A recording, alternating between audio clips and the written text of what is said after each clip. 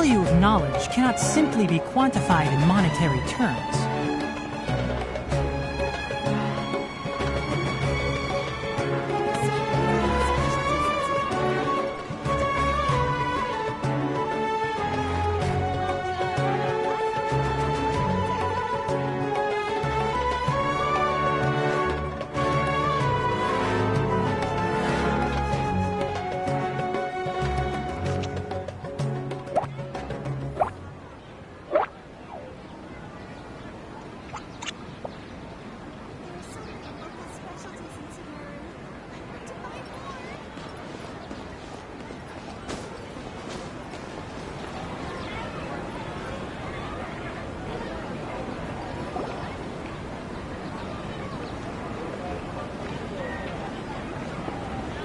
Astra Avisask. We meet again, you two. Hi, Catherine! Do you have any commissions for us today? Commissions, huh? Let me think. Oh, how about this? Please attend the Academia's Academic Symposium this afternoon and recite a love poem on stage. Wait, say what now? And if possible, please also use your camera to capture the reaction of the audience upon finishing the poem. Huh? What kind of commission is that?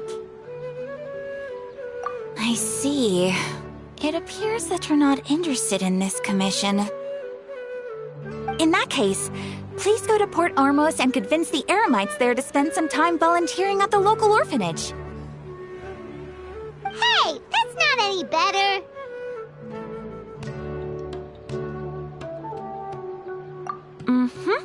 I'm sure the mercenaries will have some interesting reactions as well. Paimon's gotta ask, just who exactly has been submitting these commissions to the Adventurers Guild?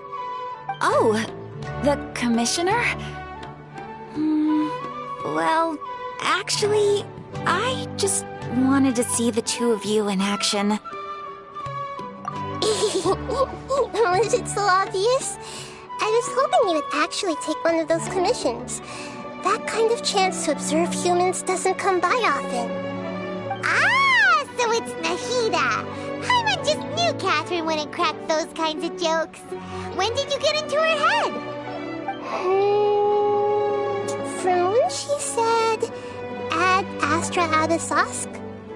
So it's been you this whole time? Are you done resting up, Nahida? Yes. I've been sleeping ever since we parted ways, and I even had a really long dream. It was another dream about the Sumeru's festival, except it was a happy one. In my dream, I was sitting in the middle of a flower terrace, and everyone in Sumeru City was holding hands as they danced in circles around me. They danced round and round, and everyone looked really happy. I also got to sit on a gigantic flower carriage. Ferris, the Knight of Flowers, raised me really high above the ground, and I was throwing an endless amount of Yalda candies at the children.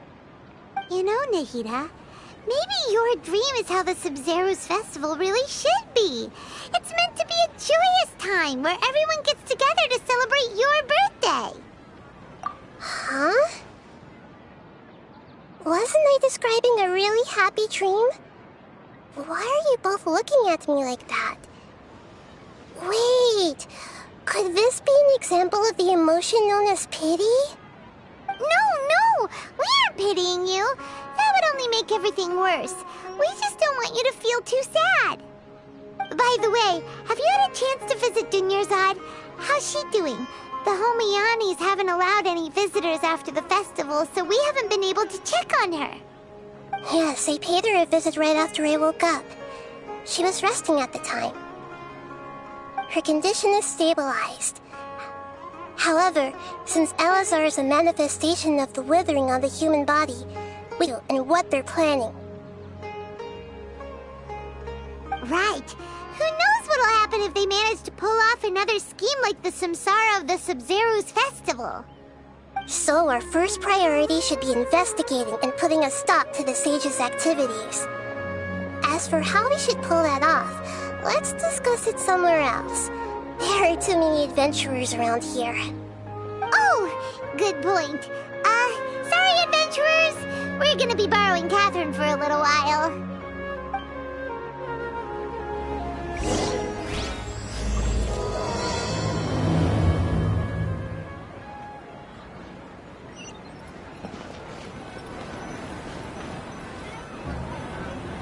Let's continue our chat here. Okay, so do you have any ideas on how we can investigate the sages, Nahida? Actually, I've already done a little bit of work on that. But for now, I want to hear your thoughts.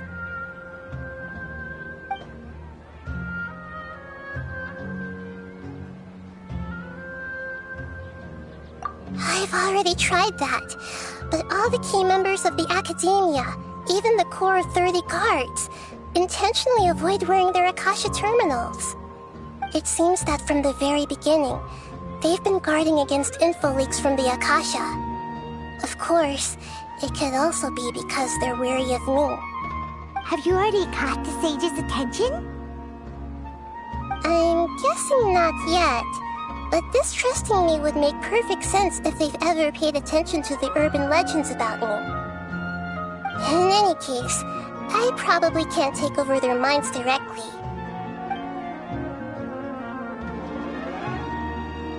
No way, that's too risky. You mean it'd be too easy to get caught? No, it's not that. We shouldn't involve innocent students in this. A single mistake could completely ruin their lives. Doing that would be ignoring the safety of my people for my own selfish goals. How is that any different from what the sages are doing? That's a good point. Spoken like the god of Sumeru.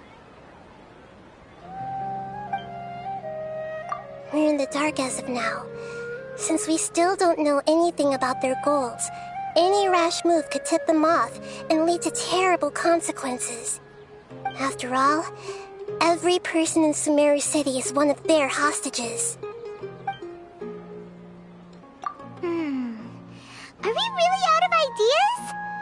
Nahida, you're super smart, so you already have something in mind, right? Don't keep us in suspense. Spill the beans already. According to a popular theory from the Vahumana Darshan of the Academia, rejecting impractical motions at the beginning of a planning session will give more weight to the actual proposal. Okay, but aren't you the god of wisdom? You don't have to use that kind of gimmick to make us take your ideas seriously. Well, I've been thinking that if I can't directly possess the leaders, and if I can't get ordinary people involved, then I should find someone who's already involved, but hasn't decided to side with the sages. You're saying we should recruit a spy? That does sound like it could work. Oh, before coming back, we met someone named Al-Haytham. He seems like he acts alone, and he likes doing stuff behind the Academia's back. They probably aren't in cahoots. Actually, I already have someone in mind. Do you still remember that female scholar named Setaria? Setaria. Paimon remembers now. Isn't she the one who's always trailing behind the Grand Sage of the Academia? We ran into her basically every time the Sub-Zero's festival repeated itself. You could even say we're old enemies by now. Paimon still remembers the smug and mean way she always spoke to Nilu. I've always liked observing all kinds of people, and Setaria has always stood out from the crowd. She was born in the desert and was hailed as their greatest genius. Her academic gifts allowed her special admission into the Academia, and also gave her the opportunity to serve as the sage's assistant. Oh, Paimon didn't know she was from the desert. She must be pretty special then. Paimon feels like most of the desert dwellers around the city are working as mercenaries. The name Setaria means star. When she lived in the desert, she shone like the brightest star in the night sky. Later on, she was chosen by the sun. The star was given a place in the daytime sky to complement the sun's dazzling light. Soon after, the star witnessed the sun scorching the earth, which brought forth many disasters. The star began to waver. Instead of staying beside such a sun, wouldn't it be better to return and light up part of the night sky? But in the end, she couldn't give up the radiance of daytime. To cope with her shame, the star buried her guilt and closed her eyes. From the sound of it, Sataria's just hung up on the research opportunities here. But she doesn't really support the academia. She still feels guilty about not doing more for the desert, right? She's just running away from her problems. Indeed. When they are presented with complex moral issues, many people will simply plug their ears and go with the flow until the problem can't be fixed anymore. She's suppressing a lot of guilt, but before she realized it, she had already become the sage's accomplice. She can't deny her part in their schemes anymore. Right. We must somehow make her face her problems again. That way, not only can we get useful intel from her, but she can also use it as an opportunity to redeem herself. From my past observations, Sataria will take a day off from the academia every 10 days to do some shopping in the city. Tomorrow afternoon just happens to be a shopping day for her. That'll be our chance.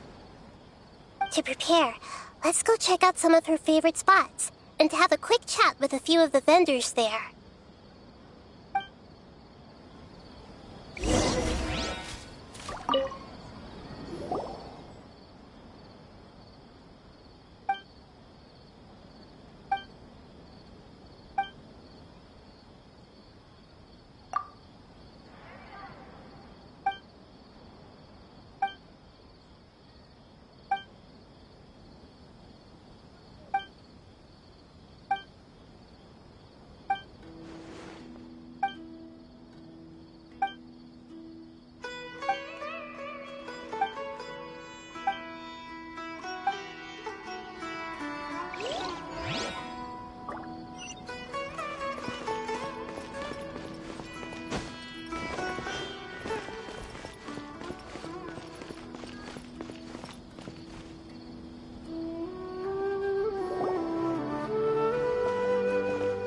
This should be Sataria's favorite fortune-telling spot.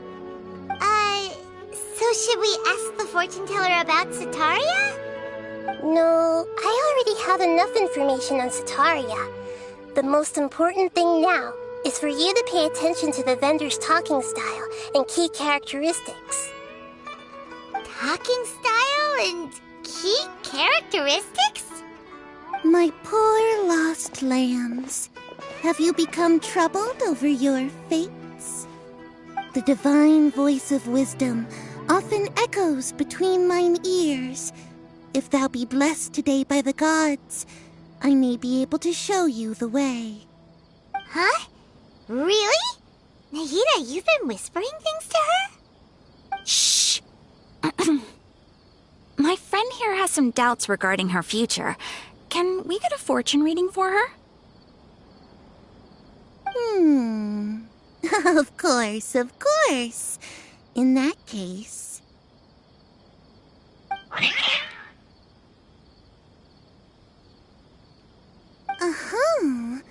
It would seem that Harut and Marut are quite wary of you. Perhaps, at some time in the past, you have somehow offended the gods. Only mocking the god of Animo, questioning the lord of Geo's financial savviness, and brawling with the god of Electro. Do those count? Oh, nothing. Go on, pick an aspect for her to divine.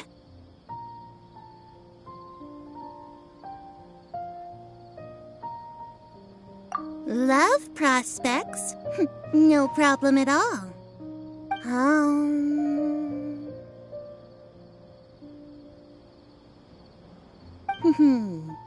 The gods have spoken. The truth shall be revealed. One who is fated to cross your path will appear on Huh? So many people will fall for you. How could that be? Harut, Marut, did you two spoil my divination? I've never read a fortune so absurd.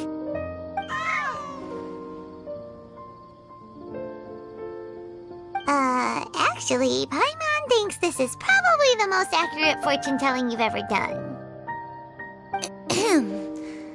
I admit that the orientation of today's celestial matrix is, suboptimal. As such, there will be no charge. Is that so? Well, that can't be helped. If you were to bring some food offerings for Harut and Marut on your next visit, perhaps they could help you reverse the wheels of fate.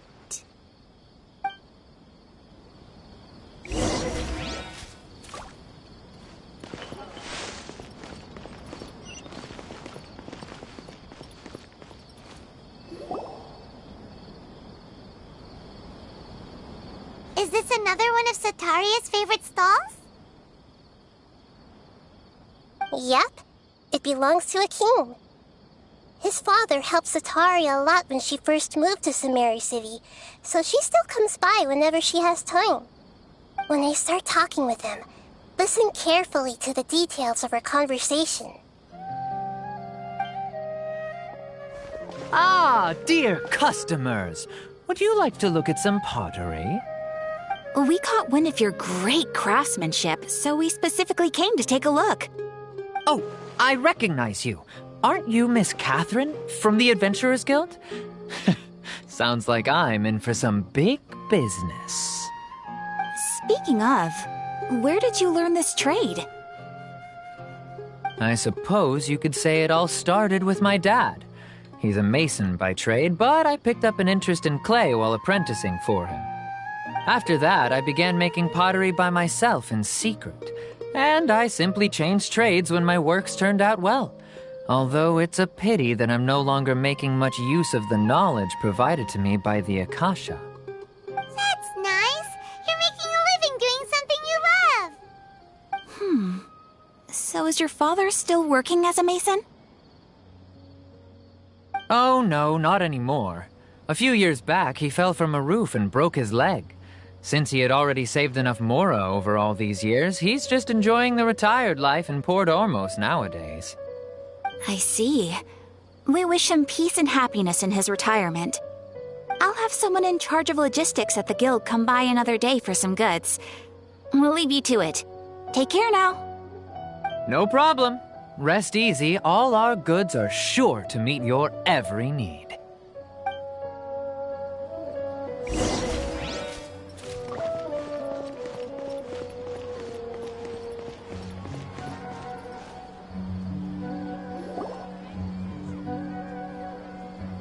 This should be our final stop. Sataria's always thinking of this restaurant when she's working at the academia, so she always comes by whenever she's out in the city. Nahida, you've really thought of everything. It's my duty to protect Sumeru's citizens, after all. Hi there. I feel like I've seen you down by the docks before. Huh? Sorry, I don't quite remember. If I recall, you were having a discussion with someone about shipbuilding at the time. Ah, that's right! I've always been really interested in feats of marine engineering. After all, I grew up in Liyue Harbor and spent my entire childhood staring at the ships going in and out of the port. I came to Sumeru to study, but failed to make it into the academia due to my lack of talent. But I'm still discussing all kinds of problems with different scholars, and I'm continuing to study and perform research from the restaurant's basement. I'm sure I'll get into the academia after their next round of exams. What an admirable spirit for learning. Amazing! Sure, but you'll find hardworking people wherever you go. So this restaurant has a basement as well? Huh. First I've heard of it. That's right. It's not usually open to patrons. Most of the time, employees use it for breaks or to hold private events. I see. Guess that makes sense. Well, good luck with your studies, Miss Chishan. Thank you so much. As long as I can make it into the academia as an official student, I'll be happy.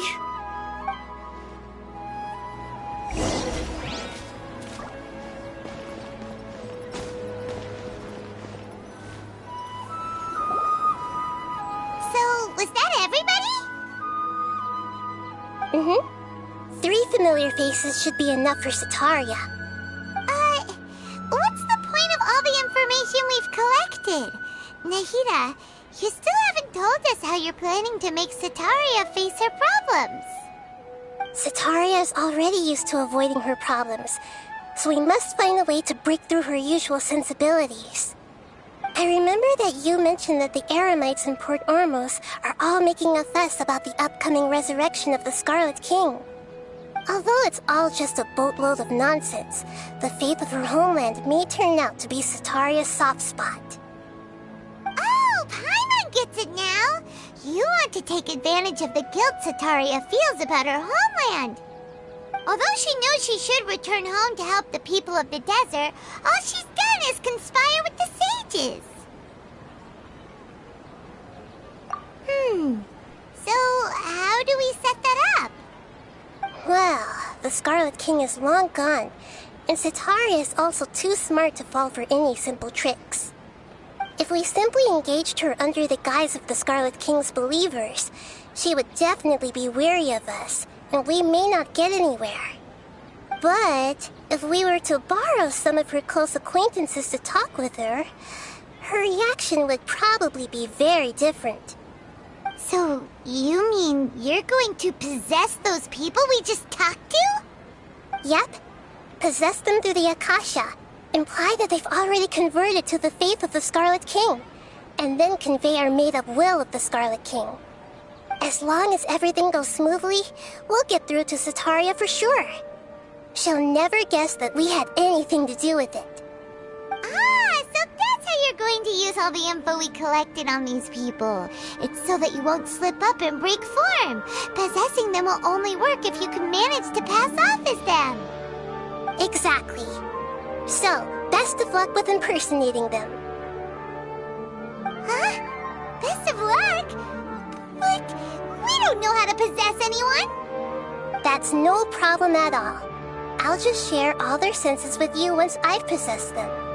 As long as you're also wearing an Akasha terminal, the effect will basically be as if you've possessed them yourself. Huh. That is pretty convenient. But why does she have to do this? Can't you do it yourself? Although I've been observing humans for a while, I've never been good at imitating them. You're not wrong. It's always been painfully obvious whenever you try to pass as Catherine. If it was at all possible, I would have preferred to leave these people alone. But seeing how things are now, I probably should just accept it and push on. Yeah, don't beat yourself up over it. We're only doing this to help everyone, and we'll only be borrowing them for a little while anyway. Alright, then let's give it a go tomorrow afternoon.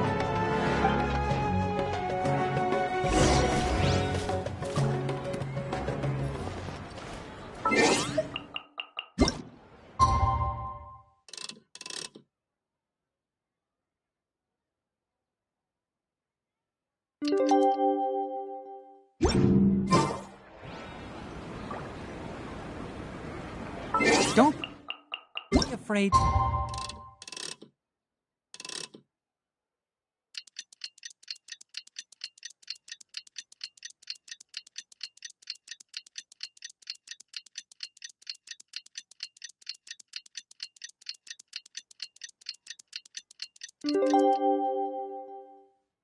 Mistakes.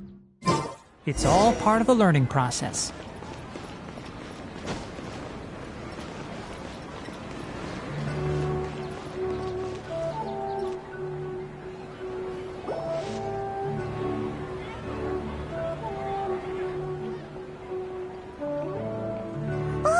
Here she comes. Sataria's here. Let's quietly follow her. Once she starts talking to her acquaintances, we'll find a safe spot to begin possessing them. As for how we'll sway her to our side, I'll leave that to you. I trust you'll know what to say. Paimon's starting to feel kinda nervous. Okay, let's go. Looks like they've already started talking. Let's find a hiding spot and get started.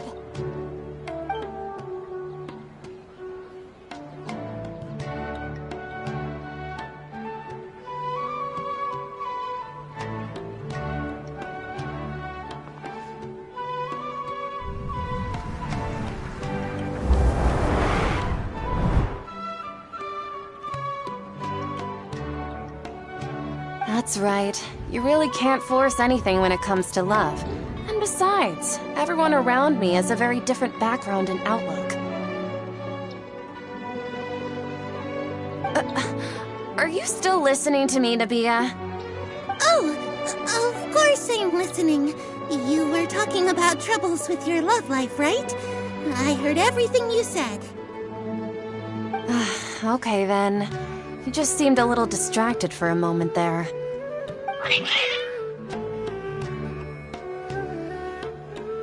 Strange. Your cats seem pretty worked up.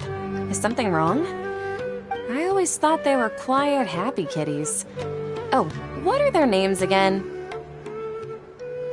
Ah, that's right. They are just little darlings, aren't they? Harut and Marut.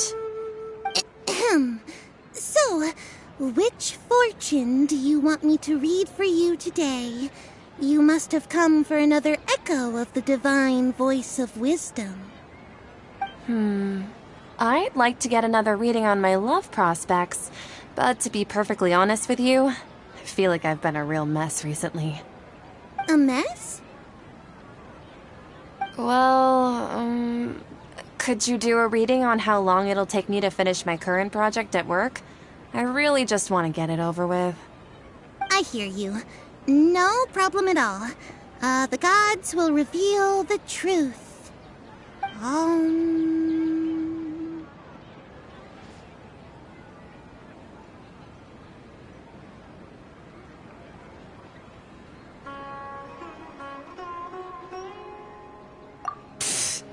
Sorry, your new laugh is just so hilarious. I couldn't help it.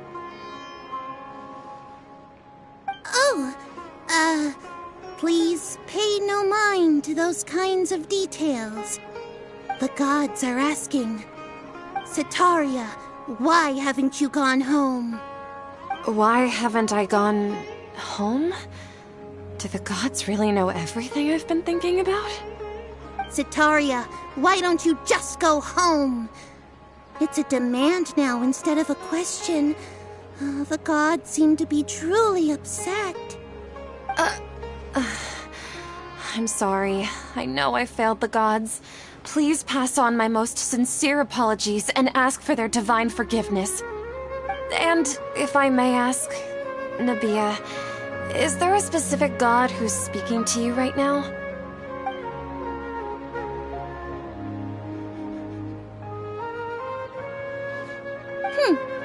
What an inconsiderate and naive question.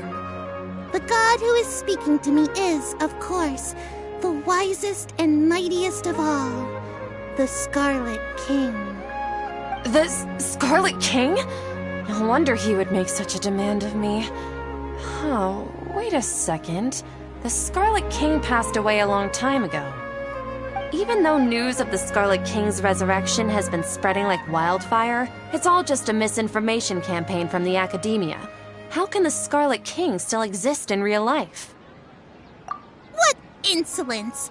I am the Scarlet King's most loyal believer. Do you wish to refute his voice of wisdom? Oh, no. As a child of the desert, I am only reveling in his power upon learning that his divine glory has touched even this city. I will think very carefully about his demand of me. I'm sorry. I must go now. Wait!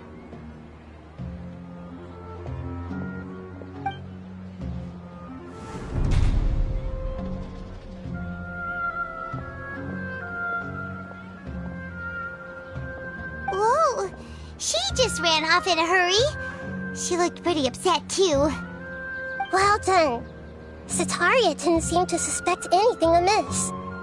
To have something she's been trying desperately to avoid show up out of nowhere and berate her, that must have shaken her to the core. Aw, Nahida, it seems like you understand human emotions really well after all. All I know are some abstract Haraba-taught theories. And in any case, my time with you has shown a lot of them to be utterly useless. I'm still trying to make sense of everything. Anyway, enough of that. Let's hurry and catch up to Sataria. He's out of Keem's now, right on cue. Let's get ready to possess him right away!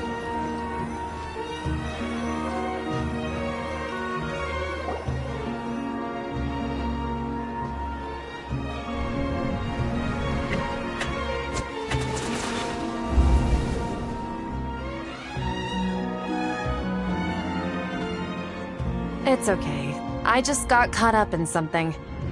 Oh, actually, didn't you ask me to help you look for work? What kind of work were you looking for again? Oh, right. Your old man's craft. How could I forget? Speaking of, how's he doing? Is he feeling any better?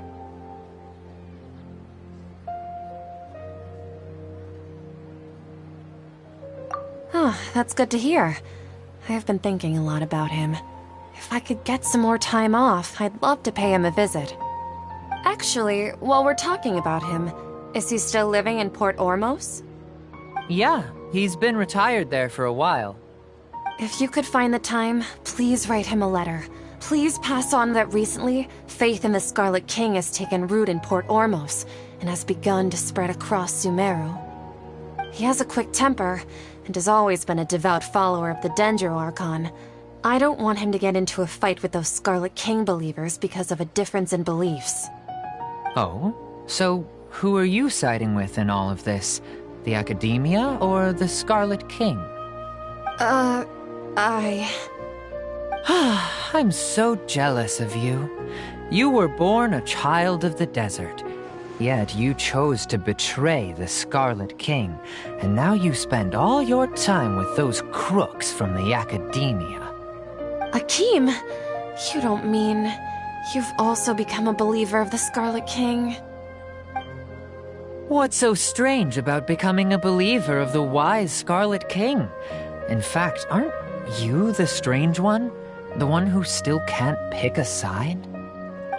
Can't pick a side? Me? Whoa!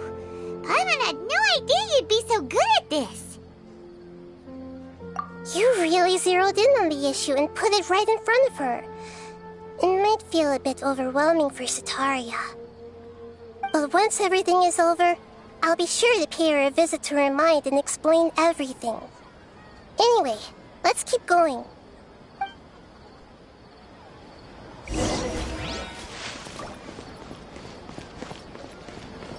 Come on! Sataria's already started talking with Shishan!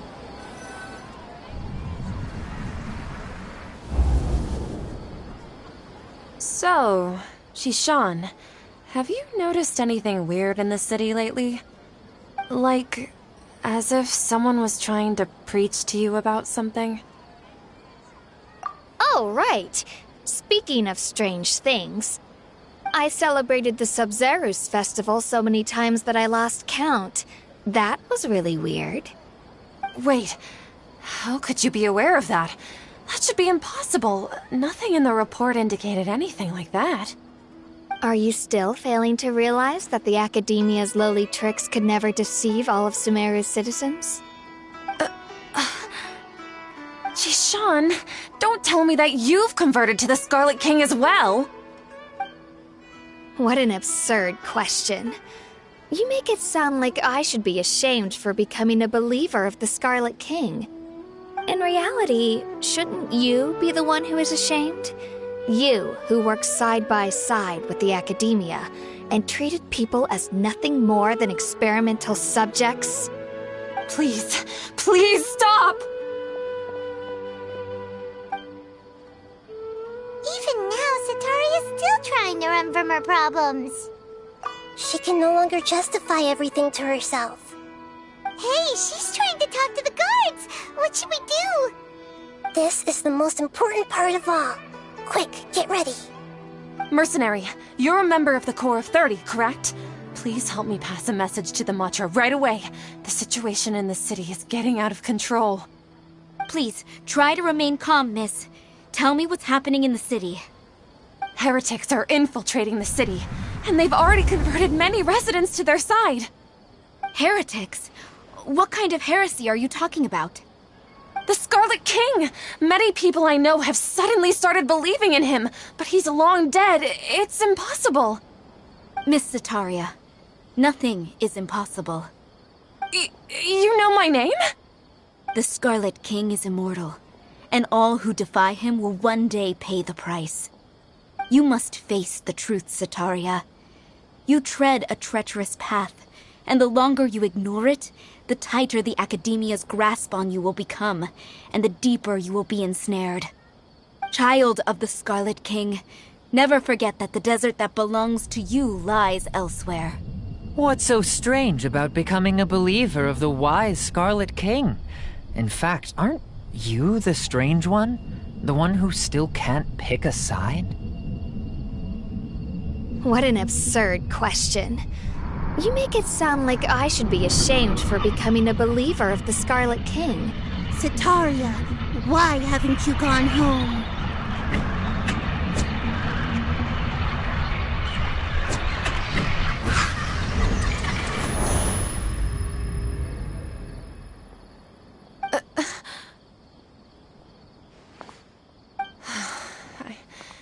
It seems that no matter where I run, I only keep finding more believers of the Scarlet King.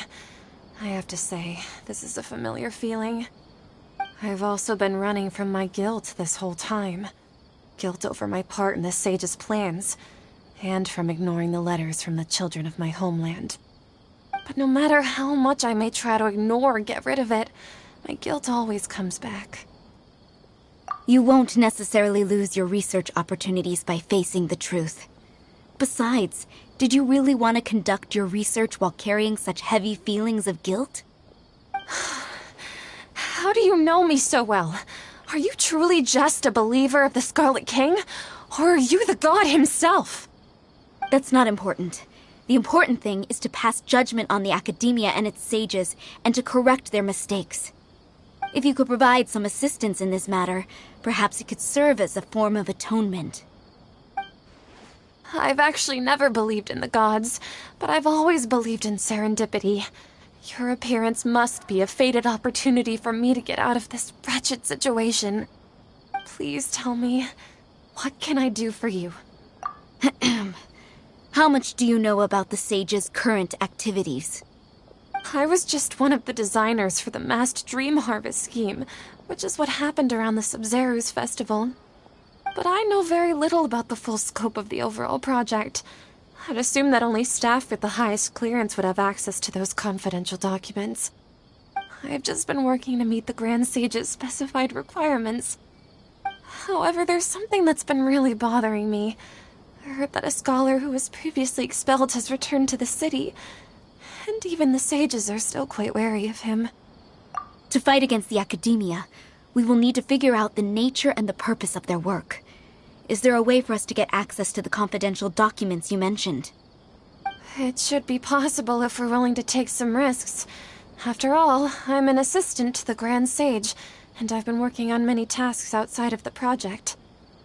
One thing, though, I won't be able to transfer the documents to you through the Akasha once I get my hands on them.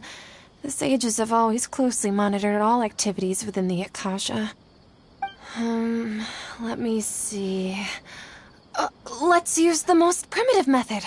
Send someone to pick up the documents tomorrow evening at the Academia entrance. The Academia entrance? Wouldn't that be too conspicuous? Don't worry about that. I assure you, this won't be a trap. I'm only suggesting this location because it'll draw more scrutiny for me to leave the Academia again. It'll be safest for me to distract the guards long enough to hand you the documents. All right, I trust you. So, If I were to successfully complete this task, would it mean I've atoned for my wrongdoings? That'll depend on the judgment of the Dendro Archon. The Dendro Archon. That's right. Her people are the ones we have endangered. As the God of Wisdom, she's also the one responsible for judging and guiding the scholars. Maybe it's time for me to find a god to believe in.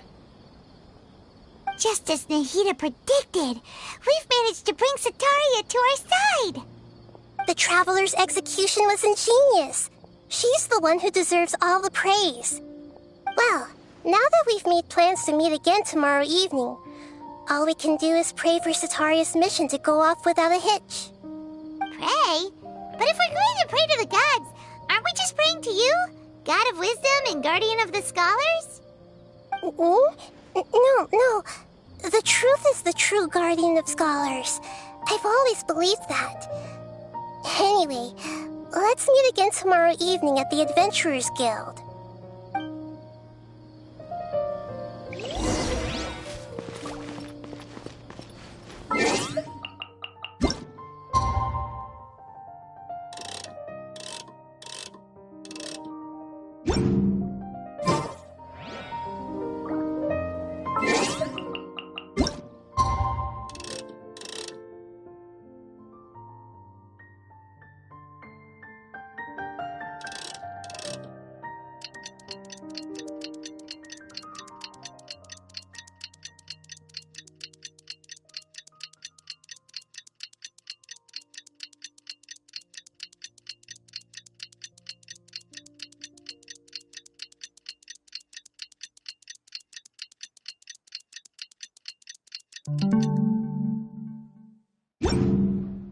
If you press a leaf between dry sheets of paper, you can make an attractive and handy bookmark.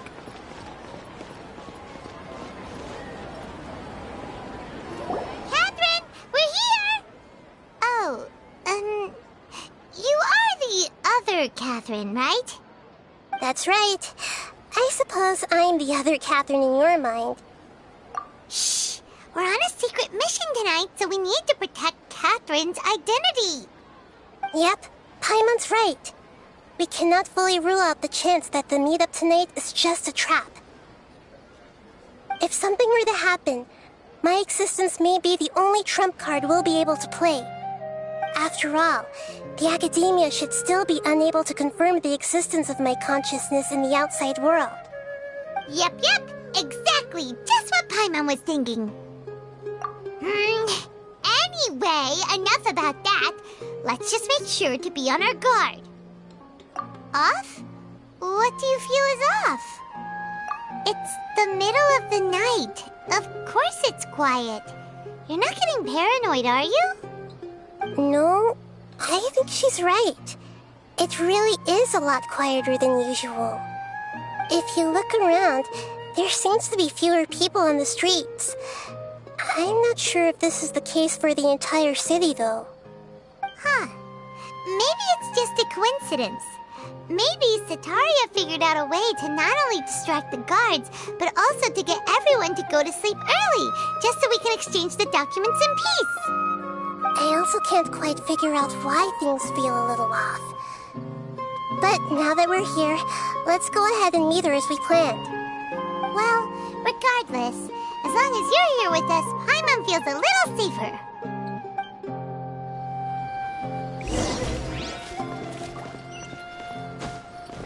Huh. There really aren't many people out right now. Let's hope it'll be this quiet in front of the Academia, and that Setaria managed to distract all the guards.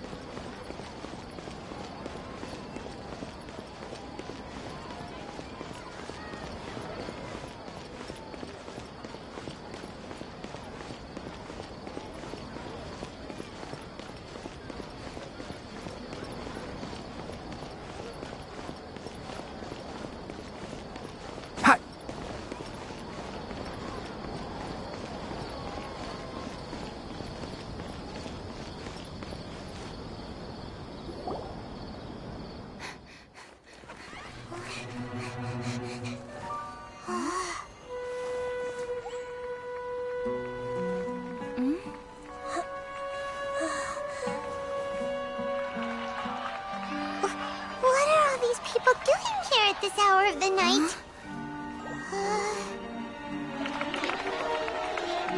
Ah, the triumphant hero returns at last. And to a rather spectacular welcome, even if I do say so myself. You're the outcast, expelled from the academia. Indeed I am. Although these days they tend to call me the Doctor.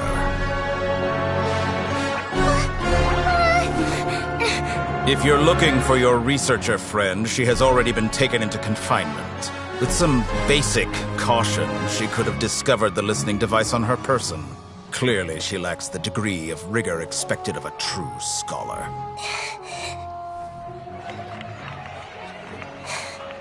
The people of Sumeru City.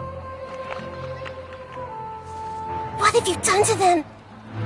I simply made some minor adjustments to their Akasha terminals. Now they can deposit information directly into the subconscious.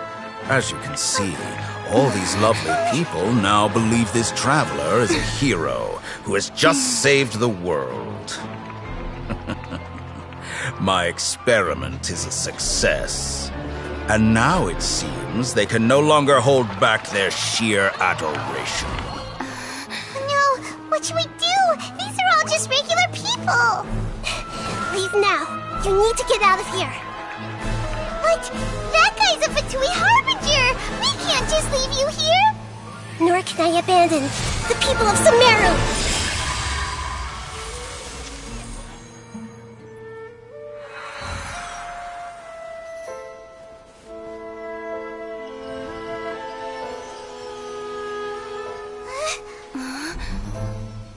Don't worry. We'll meet again outside of the city.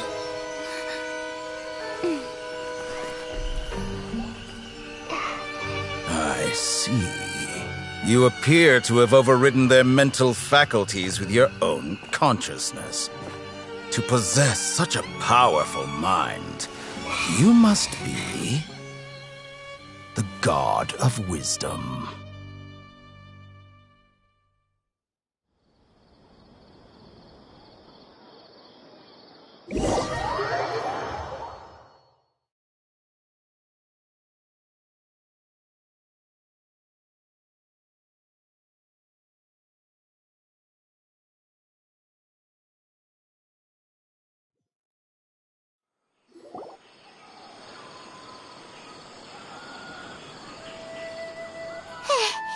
This should be far enough. Whew. Paimon needs to catch her breath first. Is Nahida going to be okay? We only made it out because of her. Paimon wasn't counting on running into a new Harbinger here, let alone such a high-ranking one. That guy was number 2. So scary. He called himself the Doctor. Remember, Tainari told us about him. Sataria did say that someone who once got expelled from the academia came back recently. And that even the sages are wary of him.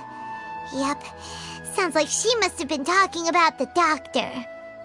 Yeah, now that the Doctor's in the picture, we're no longer just dealing with the academia. They're in cahoots with the Fatui. But what are the Fatui after this time? Another Gnosis? Yeah, things would be a lot easier with Nahida's help. Nahida said we'll meet again outside of the city. But we can't just keep waiting around, right? You mean... Oh, right! Wasn't he invited by the sages to work on some project when we were staying with him in the Vidia Forest? That has to be the same project. Even though he turned it down at the time, he might still know something. There's no time to lose. Let's go to Gandharvaville.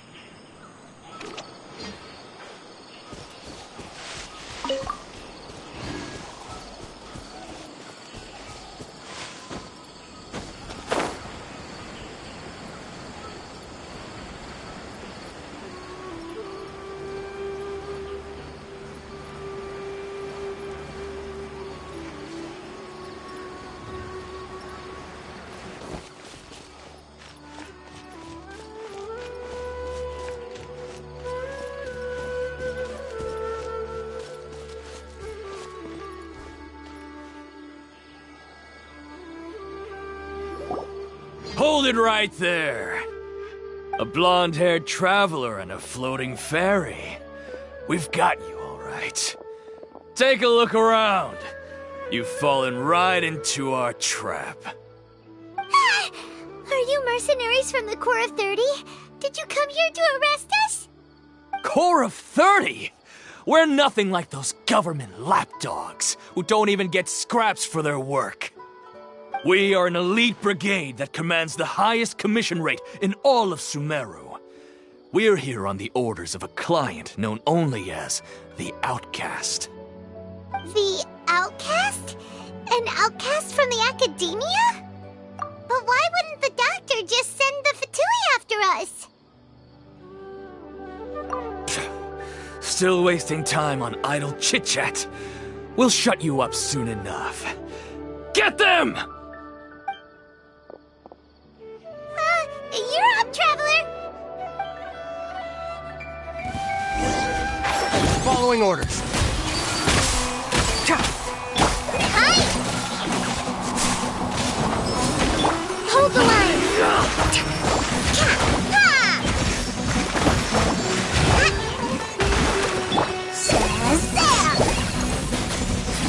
One with the forest.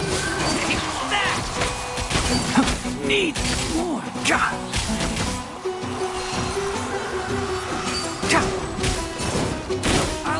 Let's nip that in the bud. Can't see. That's close enough. New punch. Try this on your side. Allow me. Yeah. Torrent, right from here.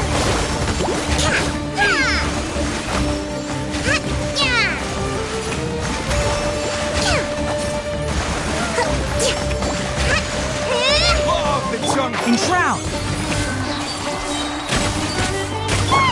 It isn't over yet. Here comes reinforcements.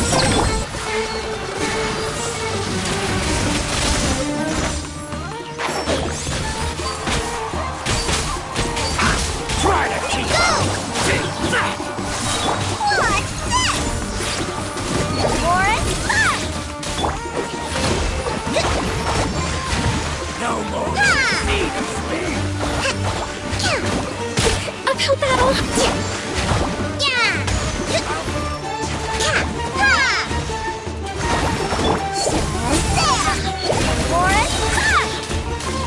One with the forest.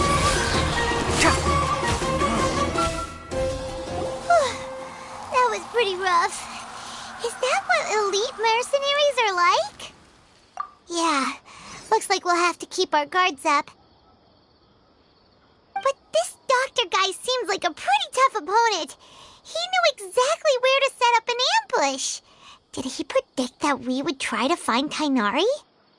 Going up against smart people is tough. Anyway, let's keep going.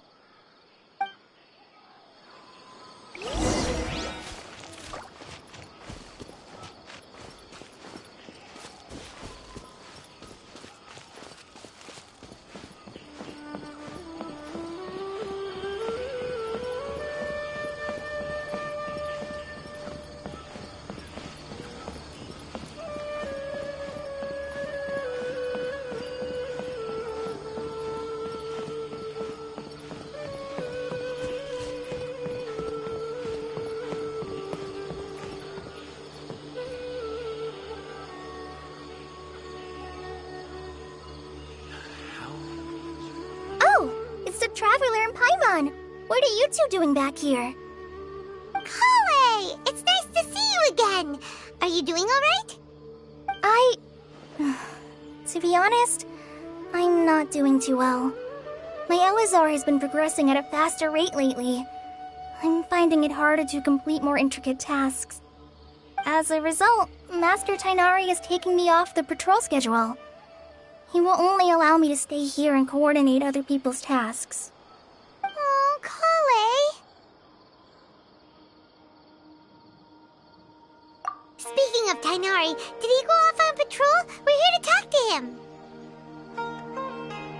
Oh, Master Tainari? He just left the Avidia Forest a little while ago. He was headed to Party's DI.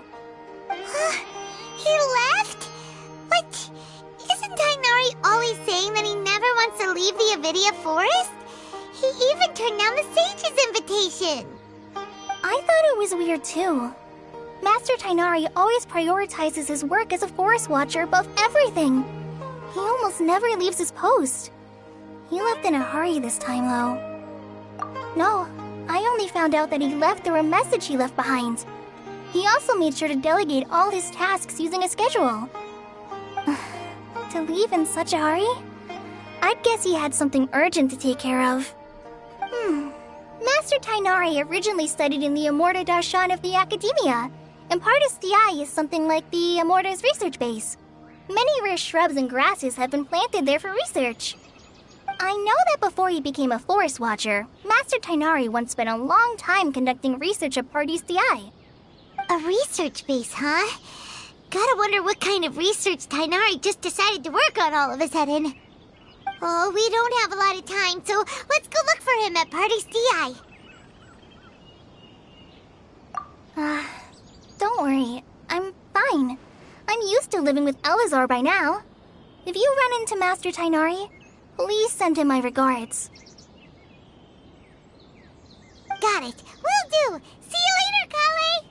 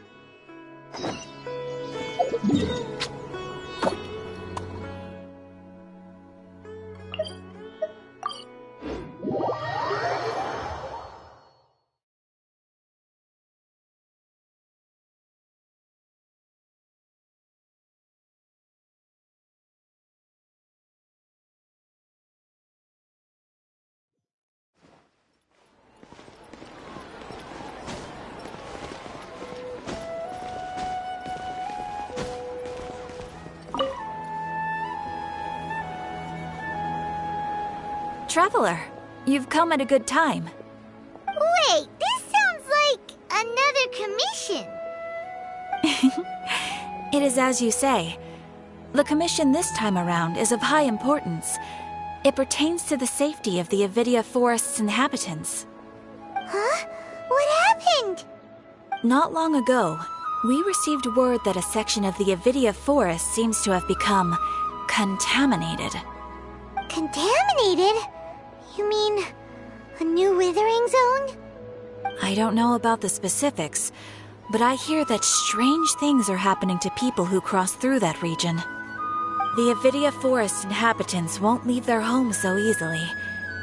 If we allow this contaminated region to expand, the consequences could be unimaginable.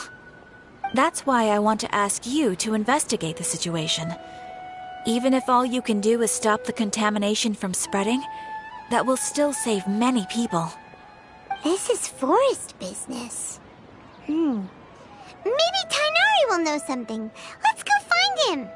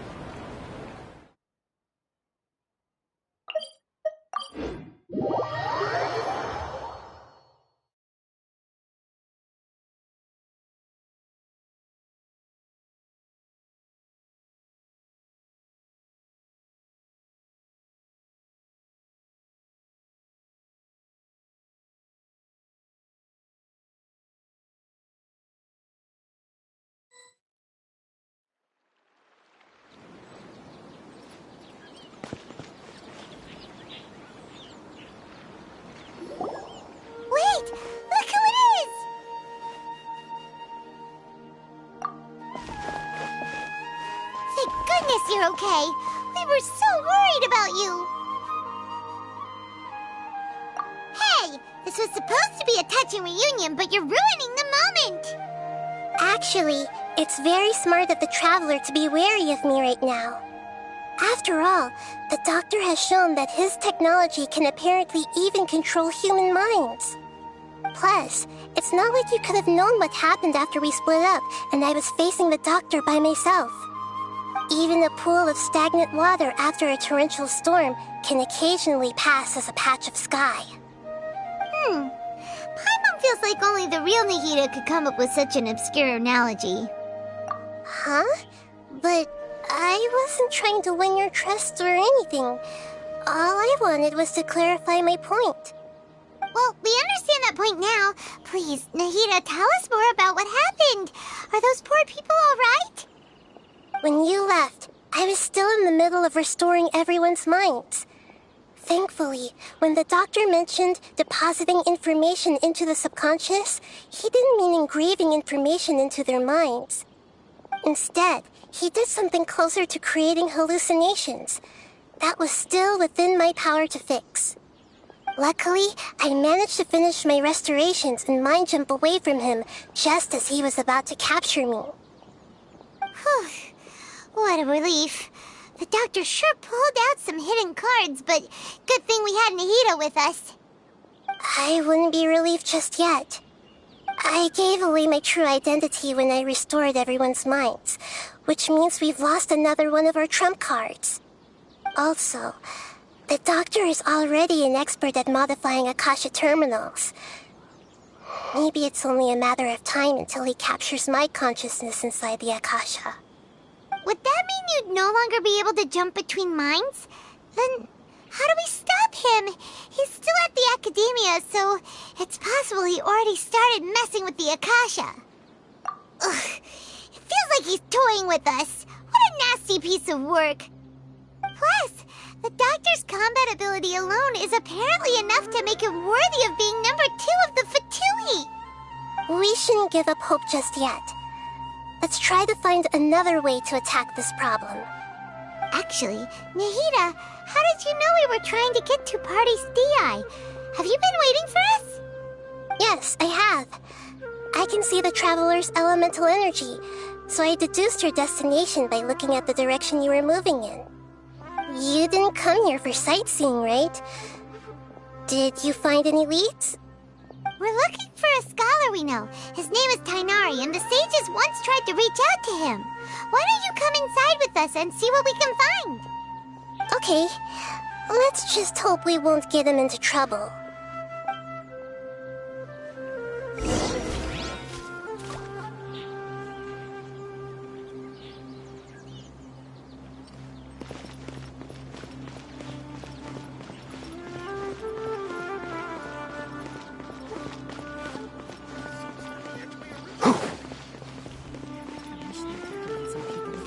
Contents for once.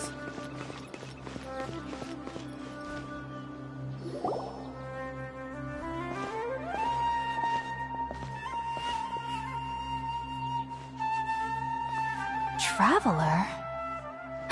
It is you! Ah! The voice! It's Hypatia! Ah, what a pleasant surprise! It's so nice to see the two of you again. Who's this? She's a scholar we met in the Avidia Forest.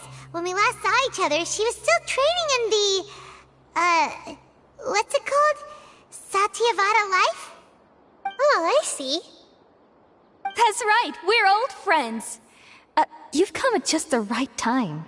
Ever since I've come here, hardly anyone has even talked to me. Hypatia, you're way too excited about this. Actually, for you to leave the Avidia Forest means... you're not in training anymore? Wait, no. Did you already finish your training and reach Pariporno life? What do you think? My consciousness has already managed to make contact with the divine. You did it! Congratulations! It's so exhilarating to share this sublime joy with others at long last! when my consciousness made contact with the gods. Ah, what a supreme and unparalleled experience that was! That sounds incredible! Oh, all right. Actually, please wait. I haven't forgotten my promise to you. Remember? I promised to help you understand what you saw from Irminsul once I gained deeper insights. My current self has not only gained true insight, but I can even help you establish a direct connection to the consciousness of the divine. You can do that? I've never heard of anything like that, but if you want to give it a try, I'll do my best to protect your consciousness during the process. Hold on. I brought some spirit-born ale with me. This is still a crucial part of the ceremony. We're using that incense again? All right now. Hold my hand. I'll help you establish a pathway to connect your consciousness. Okay. Ready?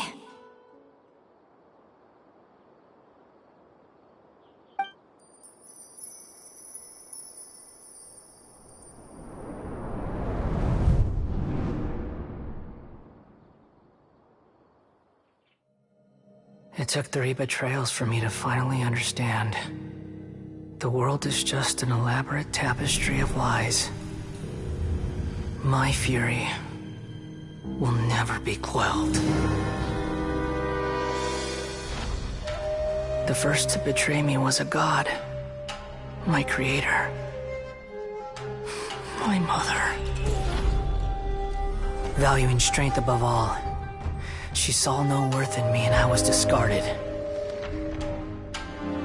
The second was a human. My family. My friend. Consumed by fear, he saw me as an abomination. The third was one exactly like me. A hope for the future. A fledgling barely out of the nest.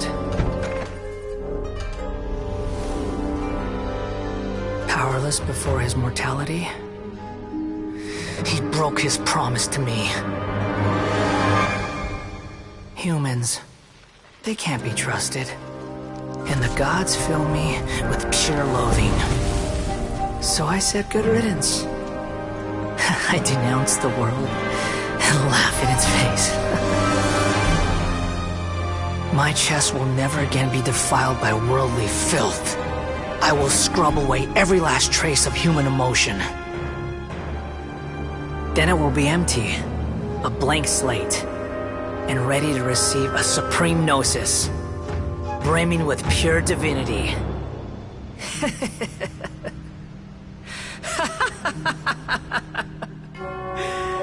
There is no need to fear. The pain will be brief. Your era is coming to an end.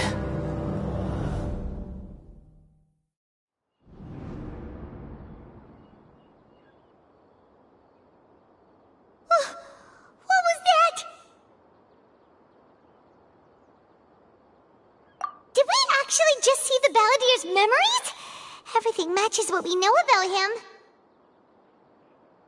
But how is he connected to the divine consciousness that Hypatia was talking about? You saw it, right? You felt it, right? Such a majestic god! Such a noble will! Such sublime emotion! Alas, shame. If only that which beats within my chest wasn't a filthy mortal heart. Oh, great and merciful God, please grant me forgiveness and salvation. Do you understand now? I'm afraid this is no periportal life, but rather... Ah! You... Why are you so mean to me? Why is everyone hiding from me? I found divine wisdom. Shouldn't I receive praise and honor? Haven't I uncovered that light in the darkness? Hypatia? That's how I always thought everything should be. Wait. Have I already lost my mind?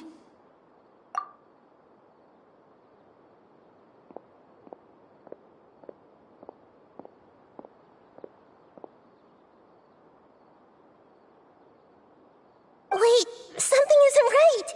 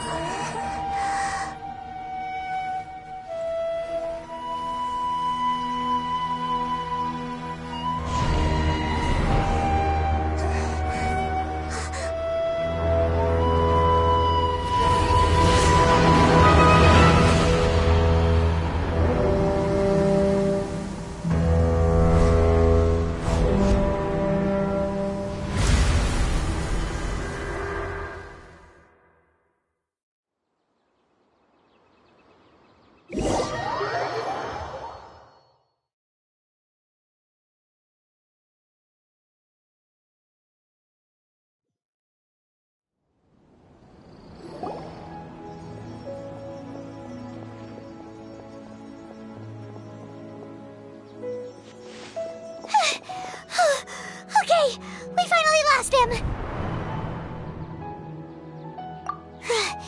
Are you okay, Nahida? Wait, no. Something feels different. You're back! Oh, the Traveler's back? Nahida was controlling your body for a while. It seemed like she jumped over to you as an emergency measure right before the Catherine puppet was destroyed. After that, Tainari heard the commotion and came over. He helped us defeat the mercenaries and then he ran with us all the way here. What? You swapped places? You mean your consciousness also went into Nahida's body? Wait, then where is Nahida's consciousness? Where is she now? I never imagined that an individual's consciousness could be transferred around like this.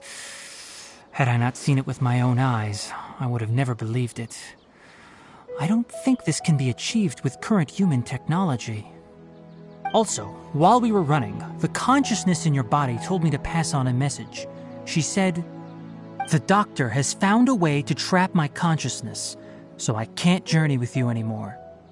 But even in a moonless night, a shower of starlight can still drown out illusions and lies." Oh no! Nahida's trapped in the sanctuary of Surasthana for good this time. Was that message all she left for us? It's pretty vague. Oh, that makes sense. Since the doctor captured her, she won't be able to say anything without him knowing. She's being extra careful. Even in a moonless night, a shower of starlight can still drown out illusions and lies. Huh. Paimon knows the moon illusions and lies are from that alchemical divination at the Sumeru's festival. Didn't Nahida use a starlight analogy before? It had something to do with Sataria.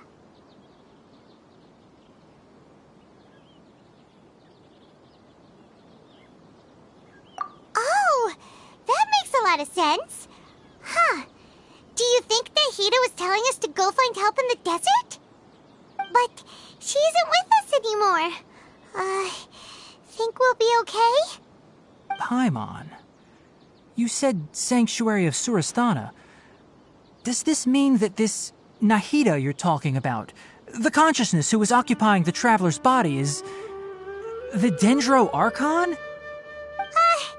Your guess is correct, but the situation's a bit complicated, so it's really hard for us to explain right now. That's all right. A scholar's curiosity doesn't need to be appeased right away. As for the complicated nature of the situation, safe to say I have witnessed that for myself. I've spent some time with you, and it looks like the Dendro Archon's also on your side, so I trust you. Thank you, Tainari. Oh, actually, we came here to ask you a question. What do you know about the project that the sages have been working on? Ah, that. While I was indeed invited to join that project, the sages were always secretive about its scope and goals, so I eventually declined. All I know is that that project has something to do with the restoration of Irminsul. Huh? Did you see something when you were in Nahida's body? What? Do you have any evidence?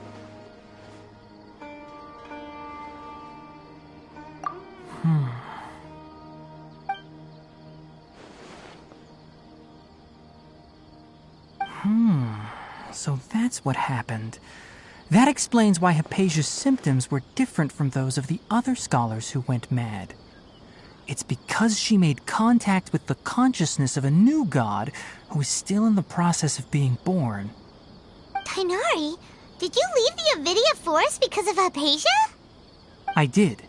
I noticed Hypatia's mental anomalies, but since her symptoms were rather atypical, I secretly took her to Pardes Dii and began searching for a way to return her to her normal self. If I didn't take action, Hypatia would have already been taken by the Matra to the desert, doomed to a life of exile at Aru village. Now that you mention it, I knew the Academia has never thought particularly highly of Lesser Lord Kusanali, but I still didn't expect them to do something as arrogant as creating a new god. Looks like I made the right decision by not accepting their invitation. The Doctor and the Balladeer. We have 2 Fatui Harbingers in Sumeru. Sounds like we're in for a bad time. From your description, I don't think they've completed their project. There may still be room for us to intervene. But then, what is the connection between creating a new god and restoring Irminsul? Yeah, it feels like we're still nowhere close to figuring out the sage's goals. Right, we've pretty much gone over everything we need to know, so we should head out. How about you, Tainari? What are you going to do? I'll stay here for now. I still want to try a few more things to help Hypatia. If you're planning to go into the desert, start by heading for Caravan Rabat. That'll be your fastest route. Come find me here if there's anything else I can do to help. May the spirit of wisdom go with you. Thanks, Tainari. Hopefully Hypatia will feel better soon. We're off then.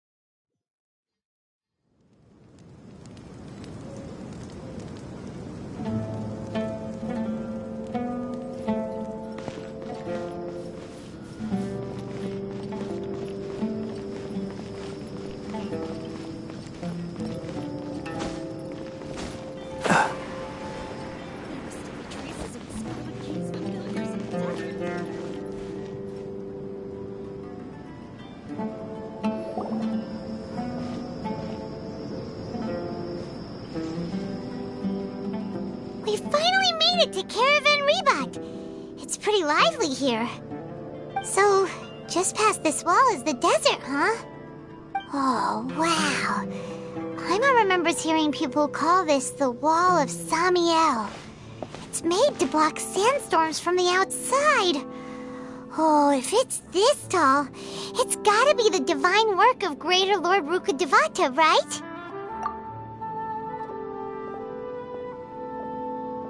Enough gawking. Come on, follow me. Huh? Over here.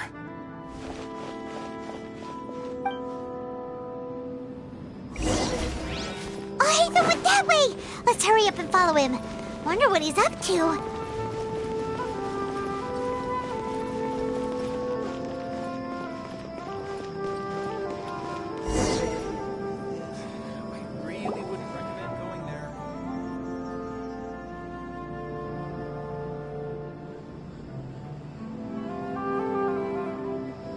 What the? Where did she go? How did we lose them? They were just here a second ago.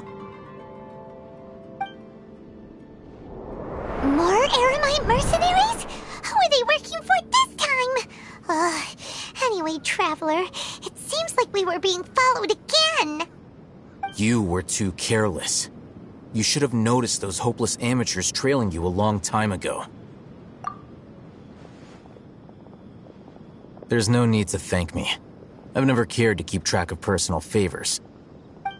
All I did was correct a mistake I happened to come across. It's a habit I developed at the academia. You really gave Paimon a scare, Al-Hatham. We never thought we'd run into you here. Last time we met at Port Ormos, didn't you say you were going back to the academia? Wait, don't tell Paimon that you're here to take us back on their orders! Oh, so you've already landed yourselves on the academia's hit list. I can't say that I didn't expect it. However, had I wished to turn you over to the academia, don't you think you'd already be the Eremites' honored guests by now? Oh, right. You do have a point. I have no interest in running errands for that project. As a scholar, I've always belonged to the camp that promotes researcher autonomy. And these days, you're more fascinating than anything the sages can offer.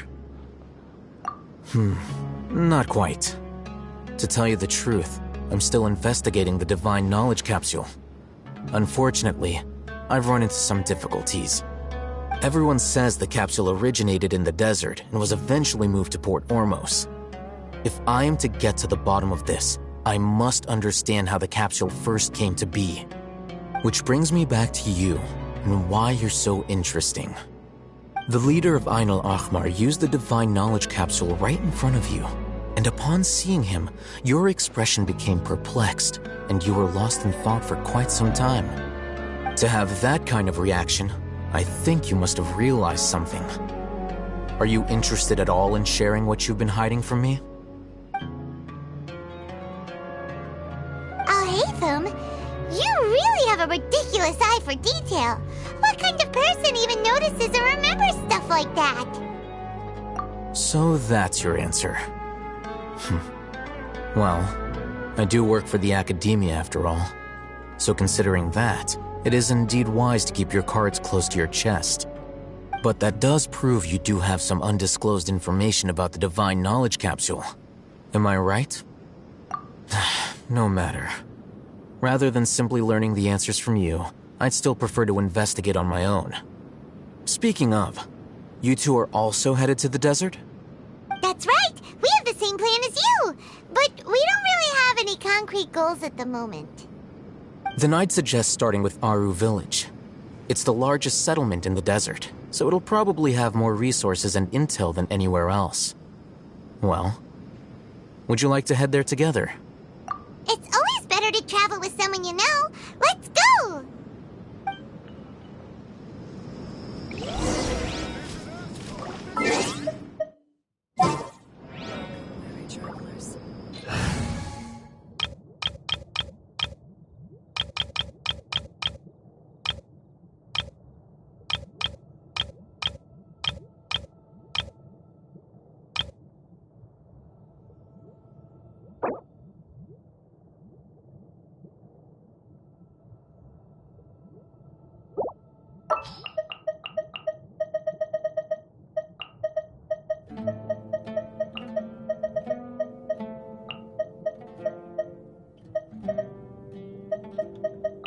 Our mission begins.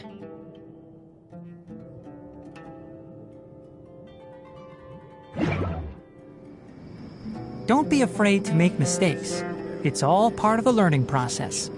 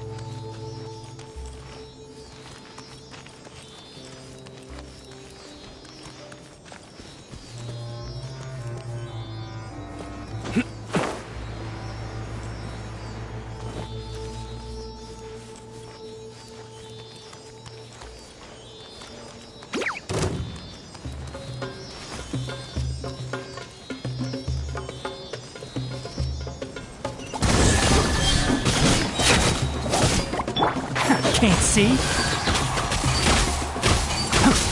I'll uproot you!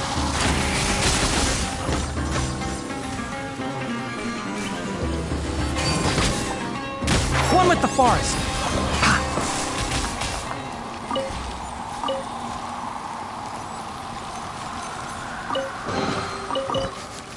Smells like something good is inside.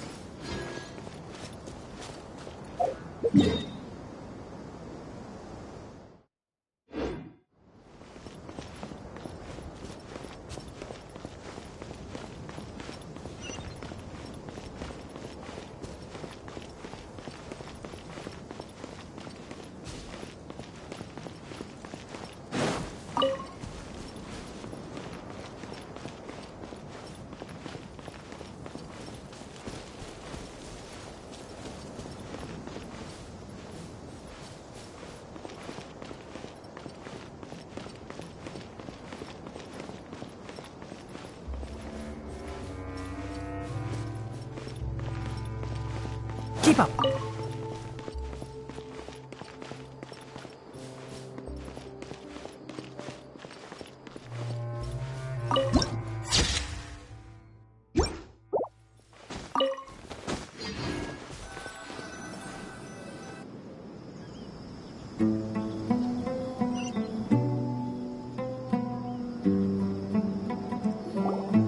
Before us lies Aru Village, the safe haven of the desert folk.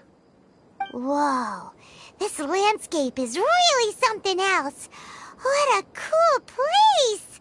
Let's go check it out!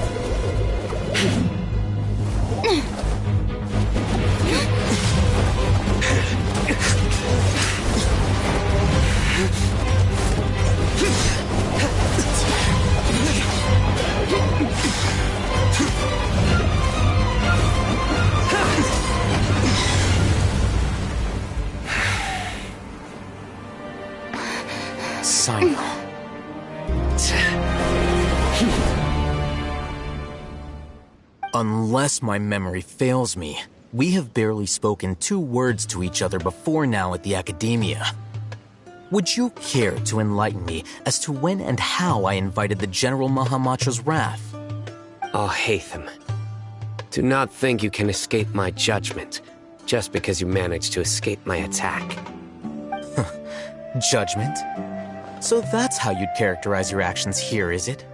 Or would elimination perhaps be a more accurate description? Had I used my full strength, not even this traveler would have been able to stop me. Though styled like an assassination, I sought only to ensure that my target would be unable to flee or resist.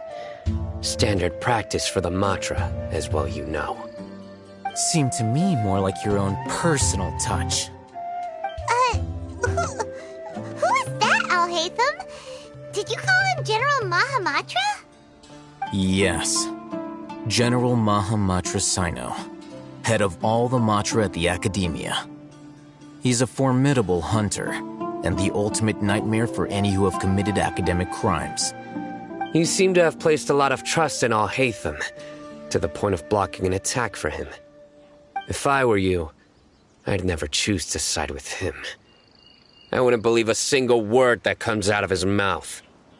I have been pursuing this scribe for a long time. I urge you, stand back and do not seek to defend him any longer.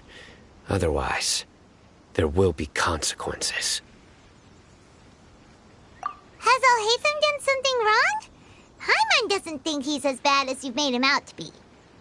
I won't waste my breath explaining things. Alhaitham, I saw it during our fight. Take it out. The divine knowledge capsule you're hiding on your person. Unless you want me to retrieve it for myself. Very perceptive of you. Nothing escapes a Matra's senses. Wait, the divine knowledge capsule? Didn't it fall into the Matra's hands in Port Ormos? No wonder you speak with such confidence, Sino.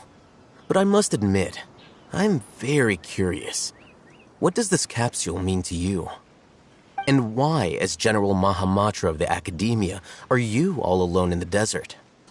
As far as I'm aware, the other Matra have been speculating about your disappearance. Have you been given a mission that's, let's say, morally dubious? If I was the real target of your mission, what was stopping you from simply using your authority and resources to judge me within the walls of the Academia? I should have known you'd be difficult to deal with. You two? Ugh. What should we do, Traveler? Paimon feels like we can't trust either of them. Ahem. Well, look at you two, acting all tough and self-righteous over there. Wait, Dia?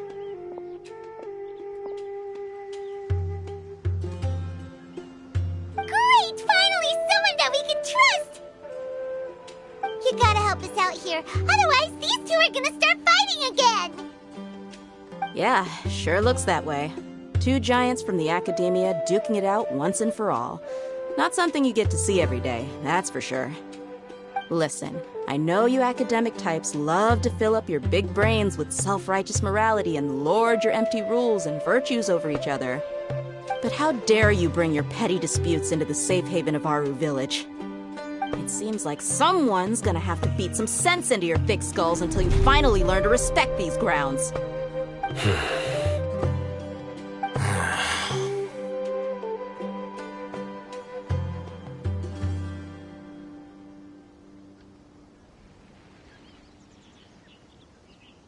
Hey, did either of you hear a word I just said?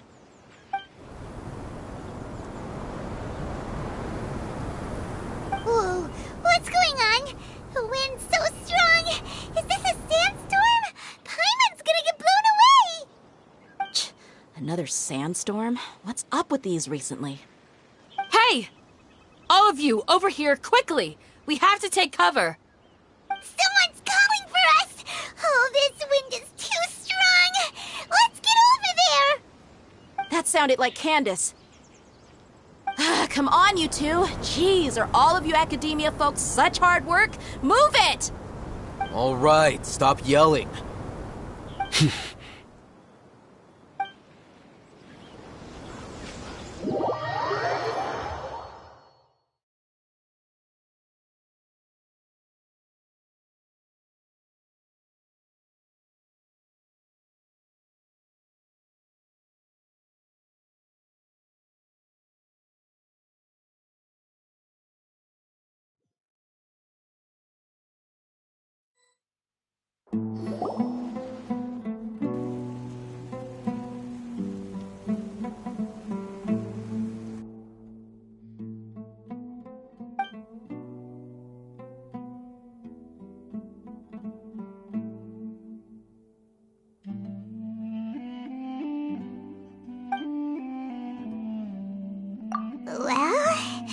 This is pretty awkward. Hey, wanna play sardines with 3 people who wanna tear each other limb from limb?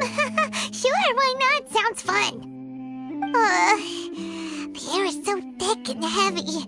Paimon can hardly keep floating anymore. My sincere apologies, everyone. This is the home of our village chief. I will have to ask you to make do with this small room until the sandstorm dies down. Please, let me introduce myself. I am Candace, protector of Aru Village. Our savior has come at last! Nice to meet you, Candace. The name's Paimon. Thank you so much for helping us. There's no need to thank me. It's only right to help each other when the weather gets rough. Wow, she's so gentle and caring, like a nice older sister. Unlike those guys over there. All right. Now that we're all better acquainted, we should return to the topic at hand. As a guardian charged with the responsibility to protect my fellow villagers from harm, I was observing your conflict from afar, even before the sandstorm started. And now that you have set foot within our village itself, it is all the more my responsibility to make absolutely sure that you pose no threat whatsoever to us. So please, have an honest and sincere conversation with one another, and put your hostile feelings to rest. If anyone dares to start anything again while they are under this roof, I will not hesitate to send them out for some quality time with the creatures of the sandstorm.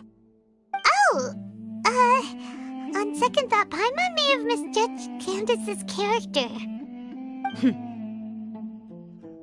And that goes for you too, Miss Dia. Do I make myself clear? All right, we got it, Candace. That's what I like to hear. So, which of you will begin? I was supposed to be a mediator, but I might have gotten a little too involved just now. Anyway, one of those two should probably start talking. Wait, that was you trying to be a mediator? I have nothing to hide, so there's no shame in explaining myself. While Alhaitham wasn't wrong about the other Matra not knowing my whereabouts, it's not because I've been assigned a morally dubious mission. Rather, I've chosen to exile myself. Huh? Exile yourself? A little while ago, I discovered that there was data missing in the Academia's project planning and development files. What little they did report clearly did not match the project's actual progress. As General Mahamatra, I had the responsibility and authority to request an audit. However, to my surprise, the person responsible for the erroneous data was none other than Grand Sage Azar himself. I tried to investigate the issue myself before submitting a formal audit request, but I soon found that all leads and potential pieces of incriminating evidence were carefully concealed from me. I began to realize that they were cautious of me from the very beginning. Unsurprisingly, the Grand Sage rejected my audit request as soon as the submission reached his desk. He even said to me, "The power of the General Mahamatra is granted by the sages. You have no right to judge us." So they really are up to no good. I realized then that to the Grand Sage, the Matra are nothing more than tools for the sages to assert and maintain their control over knowledge. The vows that we took, the principles that we strive to uphold, they are meaningless to the academia of today. I believed it would be wise to flee the academia before the sages had a chance to take action against me. This way, they can no longer see nor predict my actions. I will never give up on this investigation. There's no need for someone else to give me power or authority. Once I find the truth, I will administer judgment by my own name. Sino seems to have the same goal as us. We're all investigating the sages. Plus, now that he's no longer the General Mahamatra, he somehow feels a lot less scary. Well, Sino, if that's that's your story, then why did you see Alhaitham as a target? When I was investigating the matter in the academia, I overheard a conversation between Alhaitham and a sage. The sages asked you to investigate a blonde-haired traveler. Do you dispute this, Alhaitham? What? Like many parts of the project, this assignment was undocumented. Now throw in your suspicious behavior with the Divine Knowledge Capsule, and I think we deserve an explanation. Yes. I was indeed tasked with investigating the Traveler. Alhaitham! After all, the promised reward was so great that hardly any scholar could have refused. The sage told me, once you've completed this assignment, I can give you a glimpse of divine knowledge. A most enticing offer. Unfortunately, those academics don't know me at all. Their words contained one key piece of information, namely that divine knowledge indeed exists. That gave me all I needed to know. From my perspective, the sages are far from trustworthy. Think about it. Isn't it a little strange they're so willing to share divine knowledge with anyone, even as a reward? So, I began my own investigation following the lead of the Divine Knowledge Capsule. In the end, I realized my wisdom in committing to this rather than collaborating with the sages. Had I been less guarded, I probably would have ended up like that Ain al-Ahmar mercenary, incapable of remaining sane for long enough to hold a conversation. You mean that the sages originally planned to dispose of you, using one of those capsules that drive people insane? I'd already given up on the assignment by then. I only told the academia I was waiting in Port Ormos for you to appear so they wouldn't suspect anything. So it came as quite a surprise when I encountered my erstwhile target while investigating the Divine Knowledge Capsule. Criminals do love to talk about coincidences. Even though I ran into the Traveler by chance, I had no intention of providing assistance to the academia.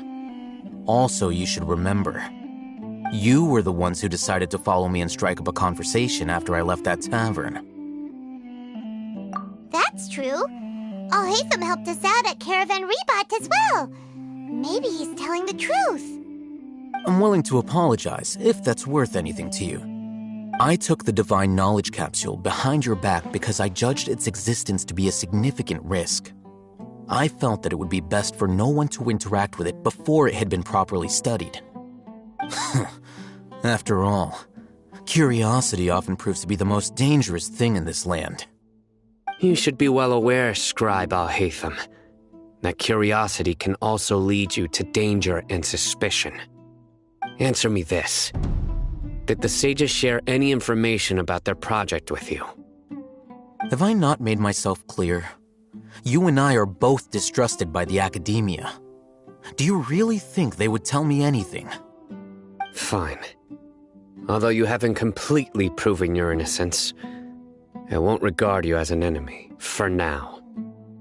As you wish. Good. I'm glad to see you two clearing up your misunderstandings. And now you, Dia. I believe it's your turn. Oh, sorry. Whatever the boys were talking about must have been so boring that I spaced out.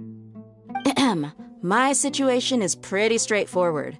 My employer, Dunyarzad of the Homayani family, is friends with the Traveler and is currently recovering from her illness at home. I had nothing going on, so I decided to return to Aru village for a visit. I was actually looking forward to a pretty exciting time getting back together with everyone here. But then I saw these two random guys in the middle of a pointless argument. It ticked me off, and things went downhill from there. Is that all? Well, I will admit that definitely sounds like your style. In that case, welcome back, Dia. That's more like it. I missed you all so much, Candace.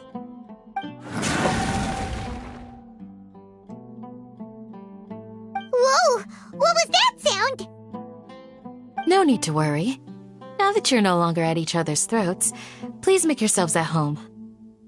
I'll take a quick trip outside to clear out some of those creatures in the sandstorm. Creatures? In the sandstorm? Are you sure you don't want some backup?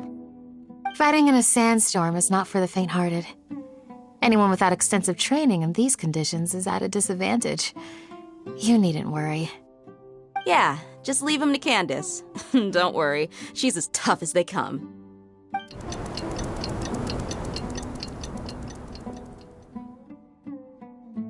The wind's died down. That means the sandstorm's over, right? Candace still isn't back yet, though.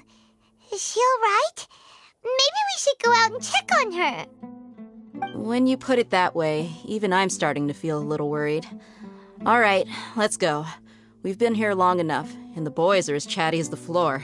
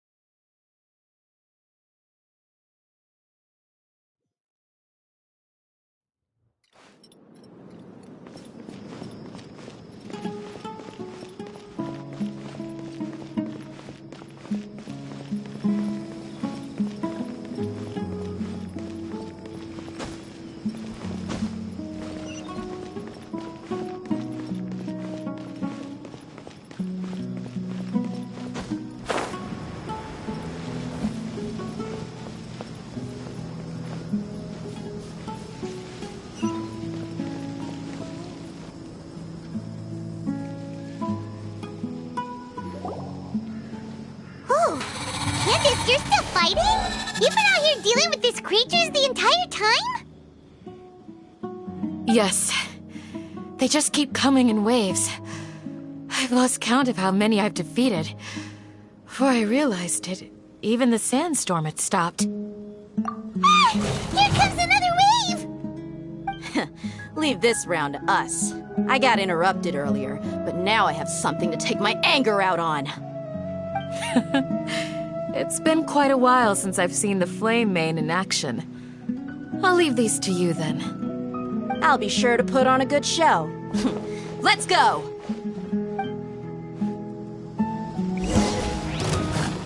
Enshroud!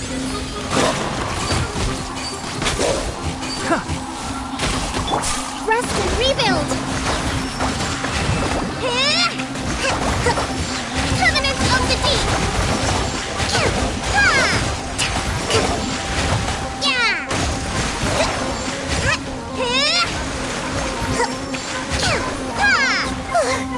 Here comes another wave! When are they ever gonna let up?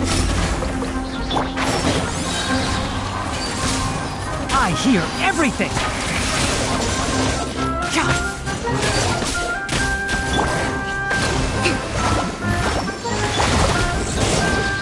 Through me, justice is served.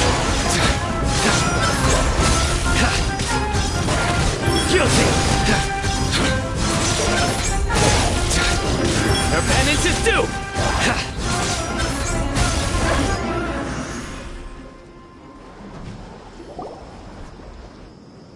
The creature stopped appearing.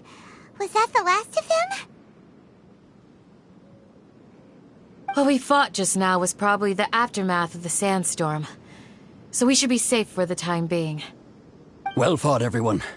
No injuries, I hope. Huh? Who are you? Ah, my apologies. I haven't had a chance to greet you yet. I had my hands full taking care of the village's elderly and children. I am the chief of Aru village. Everyone usually calls me Uncle Anpu. Sir, I am also originally from the desert, but I have not been back for some time now. May I ask if such sandstorms are common? I can't say they've always been common, but recently the storms have become increasingly severe and frequent. Besides sandstorms, we also occasionally get earthquakes. According to an investigator who stayed in the village a while ago, these unusual natural phenomena are related to the withering of Irminsul. Another effect of Irminsul's withering. So, Irminsul's withering causes withering zones in the forest, and sandstorms and earthquakes here in the desert? Everything in the natural world is inextricably connected to Irminsul. These regional symptoms can indeed be a reflection of Irminsul's present state. Everyone in Aru village needs to take good care of themselves. Speaking of which, why haven't I seen a single village keeper since I got here? Village keeper? Who are they? Village guards like Candace? Does your curiosity know no bounds?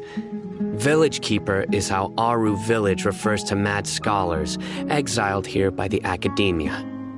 Most of them are scholars who lost their sanity after a period of training in the Avidia Forest. The Academia believes that their crazed mutterings may have a negative effect on the psyches of other scholars. So, they're forcibly exiled to the desert. Though if you ask me, it's all a boatload of nonsense. Alas, that's exactly what we've been trying to investigate. One by one, the village keepers have been mysteriously disappearing without a trace. But no one in the village has ever seen them leave. If you're planning to stay around the village for the next few days, I'd appreciate it if you could keep an eye out for them. I've had encounters with those people in the past. I'll see what I can do to help. The Matra are the ones responsible for their exile.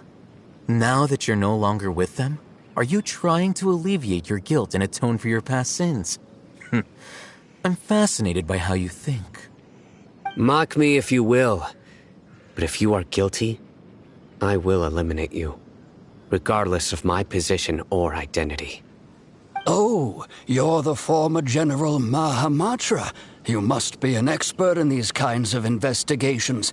Thank you for your help. Is it because you're reminded of Hypatia? Oh, these poor scholars. First they lose their sanity, now this! We need to help get them back home, safe and sound. But, is it really a good idea to tag along with Sino? You seem like you really don't trust him. I'll be grateful for the assistance. No doubt you will do a better job than some of my former subordinates. Let's start by finding a spot to share what we know so far.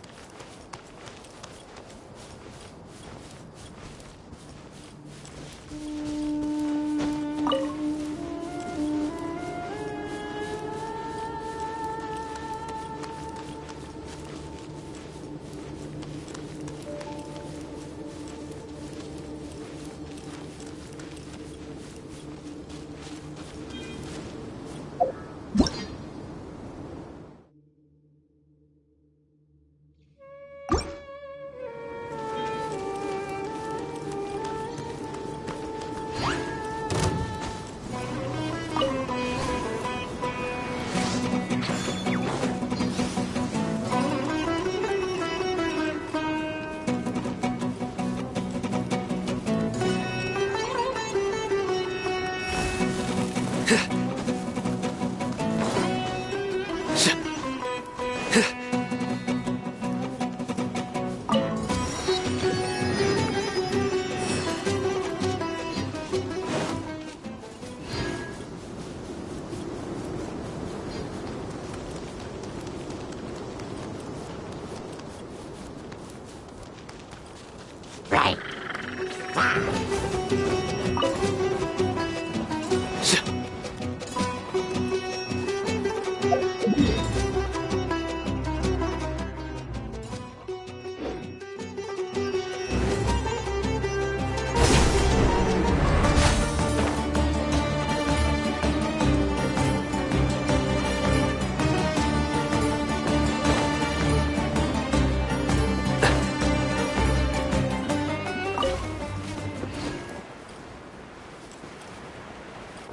A familiar sight.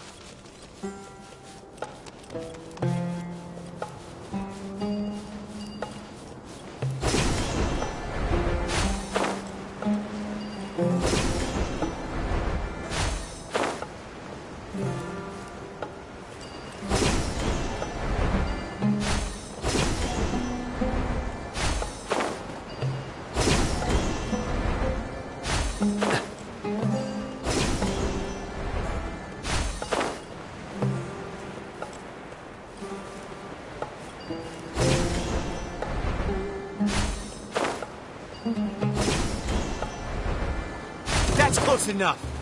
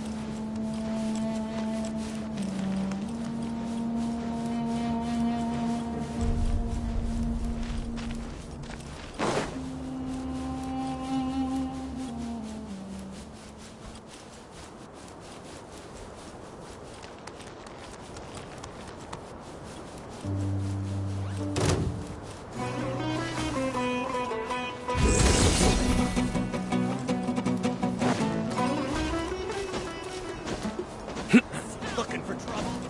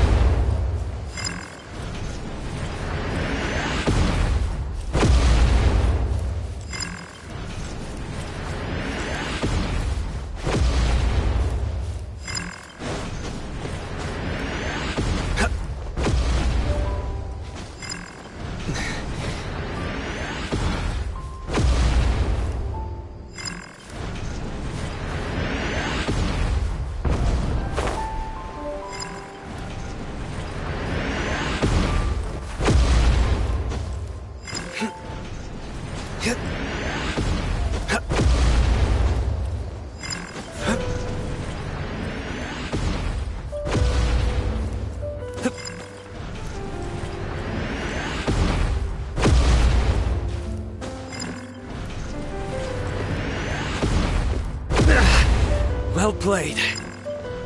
In death, a new cycle begins.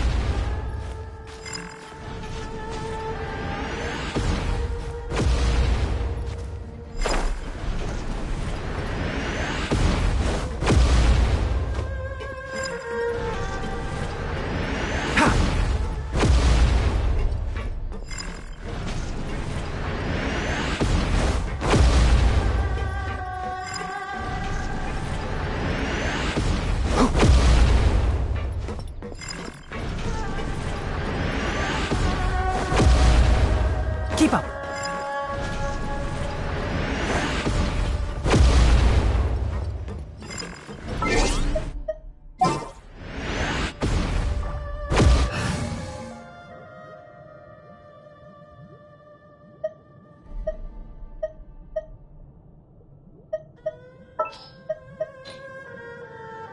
Let's go.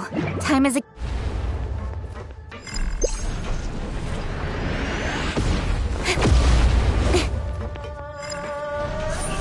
Don't blink!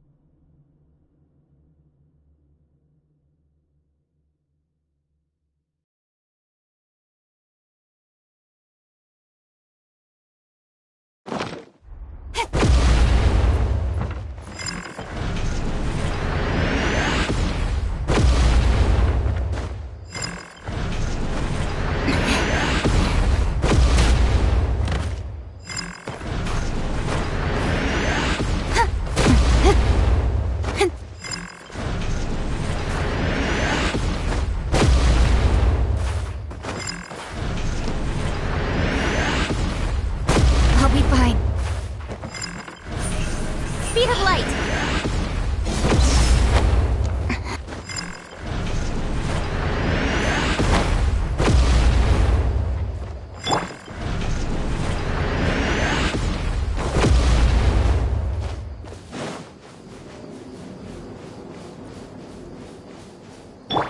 Allow me!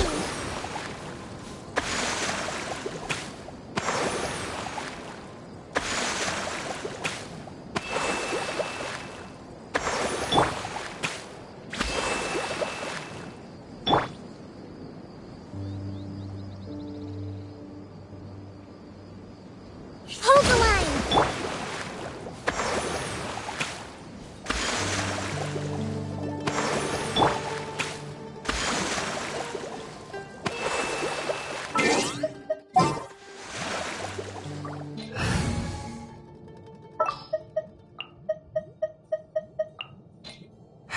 Who ate a poisonous...